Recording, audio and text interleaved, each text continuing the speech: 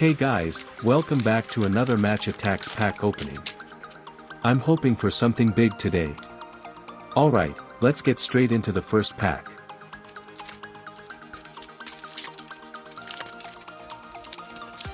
Okay, first card, not bad at all. The design this year actually looks so clean.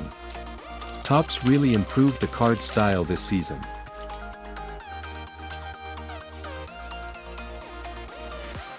Next card, okay, nice player. That's a solid one for the collection.